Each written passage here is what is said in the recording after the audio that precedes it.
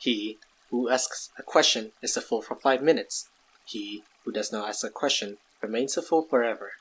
Many people do not question the information that has been provided to them and simply accept what they were taught in school as facts.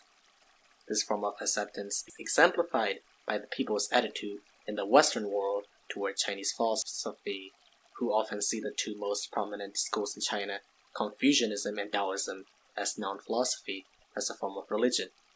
They are often taught in schools as two of the world religions. However, this is not the case. Like the ancient pre-Socratic philosophers who laid out the foundations of Western philosophy, classical Chinese philosophers were also influenced by their preceding cosmological speculations, ethical principles, epistemological arguments, and its linguistic methodology. Chinese philosophy also encourages philosophers to engage in philosophical debates built on philosophical assumptions. However, unlike Western philosophy, many Chinese philosophy is built upon different metaphysical assumptions and thus takes different approaches to solve their societal and moral problems, with the exception of legalist philosophers like Han Feizi from the 3rd century before Common Era, who have been compared to Machiavelli, an Italian philosopher from the 15th century. Therefore, studying Chinese philosophy can offer people with unique perspectives on answering questions that have also been raised in Western philosophy from the times of the pre-Socratic to the modern era. To dispel the myths of the Chinese philosophy, we will be exploring a group of ancient Chinese thinkers who lived in the 5th and 6th century that make up the classical Chinese philosophy in a series of lectures. In this introductory lecture, we will provide background information about classical Chinese philosophers, investigate the difference between cosmology and philosophy, and discover why they deserve our attention. In the following lectures, we will look at the ideas of the major classical Chinese philosophers. In particular, we will examine them in order of Kongzi, also known as Confucius in the West, Laozi, Mengzi, also known as Mencius, Xunzi, Zhuangzi, Mozi, and Han Feizi. The term classical Chinese philosophers refer to philosophers who lived during the Eastern Zhou dynasty before the Common Era from 770 to 221 before Common Era. They lived during the time when centralized authorities were absent, wars were often raged among kingdoms, the common people suffered horribly, and lived under dictators who abused their power to tax for their own greed, and taxed to exhaustion while starving to death because of frequent raiding by foreign armies on their farmlands. As a result, this desperate situation provoked philosophical thoughts as thinkers struggled to find a solution to the problems their society faced. Therefore, unlike the pre-Socratic philosophers who were primarily interested in metaphysics and cosmogony, the Chinese philosophers were primarily interested in making the correct political decisions to cure social ills and conducting ourselves all according to the Tao, which in English we rendered it as the Way. To truly understand what the Way is and how they came about providing answers to the problems that society poses and the thinker's motivation, it is necessary to first understand what cosmology is and its role in the development of philosophy. Prehistoric Chinese experienced the world differently than we do in the modern days, and even different from that of the ancient Greeks or Mesopotamians. For ancient Chinese, they believe in nature and the correspondence with the gods, yet, unlike the Greeks who have assigned supernatural beings to natural phenomena, they believed that there was a spiritual correspondence between nature and man. The universe was an organic system with all parts making up an ordered whole. A spiritual correspondence exists between human affairs and natural phenomena, so when a natural disaster happens, it was commonly justified as it is causally related to human affairs.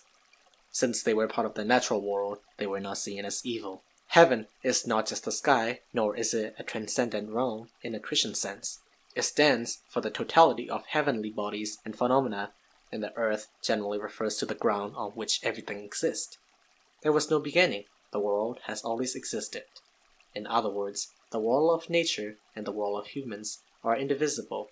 This correspondence between two worlds implies that everything is connected in this cosmic whole. As Max Caldemark, a French sinologist, puts it, conforming to the rhythm of the universe is a prerequisite of wisdom in all Chinese thinking. The officials tapped into this rhythm by divination, which is to foretell the future through oracles and rites. Later on, divination shifted to foretelling based on I Ching, the Book of Changes. However, this method of divination was not solely used by the court, it was also used by scholars such as Confucius to appeal to it. Therefore, divinations were no longer about political affairs, they also involved a person's conduct and particular knowledge.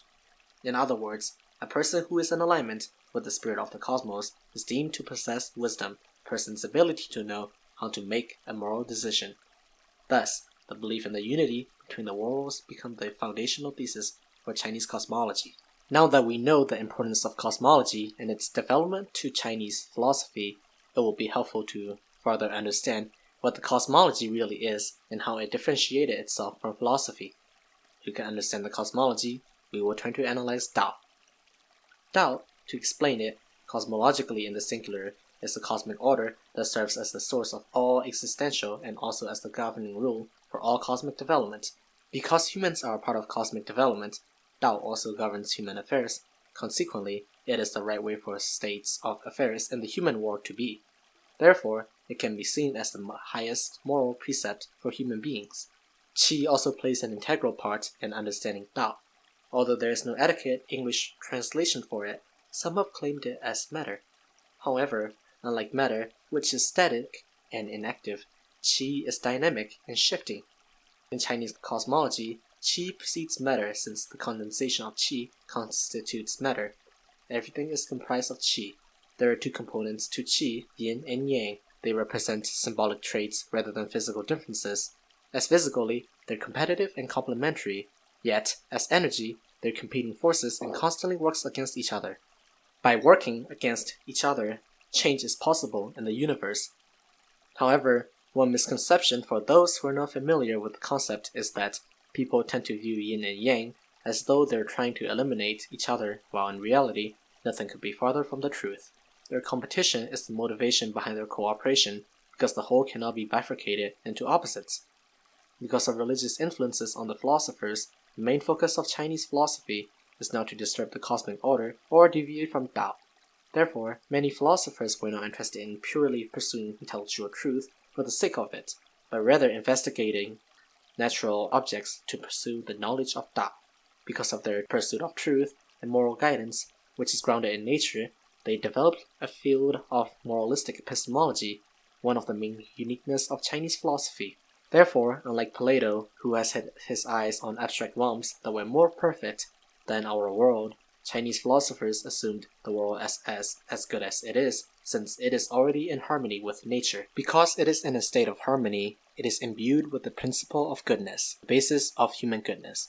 Thus, philosophers such as Lao Tzu and Zhuangzi described this as natural innocence, while Mencius described it as sprouts of morality.